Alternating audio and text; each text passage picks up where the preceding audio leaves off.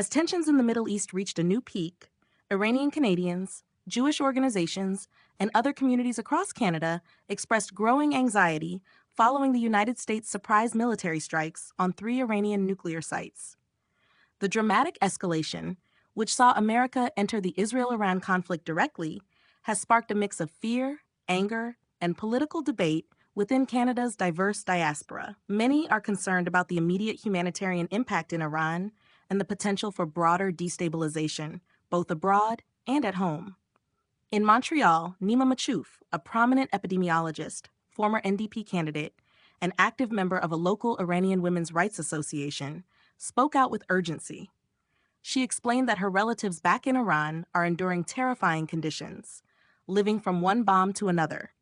With the U.S. now launching strikes on Iranian territory, Machouf believes the violence will only escalate. "I'm very worried because this will only accelerate the violence in the region," she said. "It will further aggravate the problem and take us further away from peace."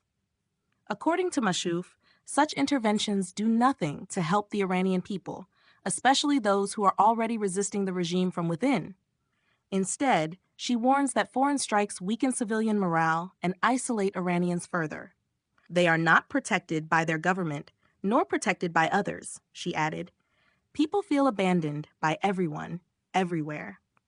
The strikes carried out in the early hours of Sunday morning were a significant turning point in what has been a rapidly evolving conflict. Triggered initially by Israel's attacks on Iranian military positions earlier this month, the war now includes the U.S. directly targeting Iran's nuclear infrastructure, sites that the international community has long monitored with suspicion. The Pentagon claims these targets were directly linked to Iran's alleged nuclear weapons program. In response, Iran has vowed retaliation, fueling fears that the region could slide into full-scale war. Here in Canada, police departments in major cities acted swiftly. In Toronto and Vancouver, authorities increased their presence near religious institutions, cultural centers, and diplomatic buildings, citing the need to ensure public safety amid rising geopolitical tensions. Social media statements from both police forces emphasize that while the conflict is geographically distant, its emotional and political impact is deeply felt within Canada's multicultural population. Conflicts in the Middle East are thousands of kilometers away, but they reverberate closely in our diverse community, Vancouver Police posted. The statement also mentioned an increase in officers at demonstrations to ensure that all protests remain peaceful and lawful.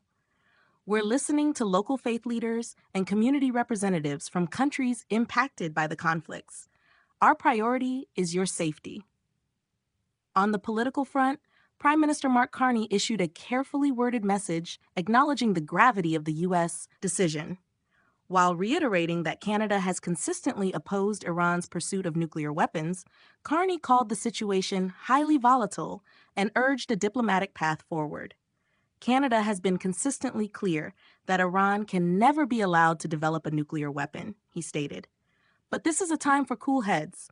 The region must step back from the brink and return to the negotiating table." Many Jewish advocacy groups stood firmly behind the U.S. action. Noah Shack, interim president of the Center for Israel and Jewish Affairs, said the strike was an essential step toward regional and global stability. "Iran's nuclear program is a grave danger to global peace and security," he said. "Eliminating this threat is a necessary move toward achieving a safer Middle East and a more secure and peaceful world." Shack urged the Canadian government to take a stronger stance against Tehran and align itself more closely with international partners who oppose the Iranian regime. Meanwhile, voices from Canada's Iranian diaspora reflected a spectrum of opinion, showing just how complex and emotionally charged the issue is. Kaveh Shahrouz, a Toronto-based lawyer and senior fellow at the Macdonald-Laurier Institute, noted a profound sense of unease. "I think there's quite a bit of concern simply because there's a lot of unknowns," he explained. With reports that the Iranian government had shut down internet access and offered no air raid protections or shelters, many Iranian Canadians are anxiously awaiting news from loved ones back home. "There's a lot of fear about what we will find out once internet connection is restored and we're able to talk to our families again." Shahrouz acknowledged that reactions among Iranian Canadians are far from uniform. While some support the U.S. strikes as a long overdue measure against a repressive regime, others are critical, fearing the consequences for ordinary citizens. Among the people who are not supportive of Iran's regime, I think there are some who are cheering and who are saying this was long overdue, he said. And they're happy to see the Iranian regime's nuclear program effectively dismantled and to see that regime humiliated.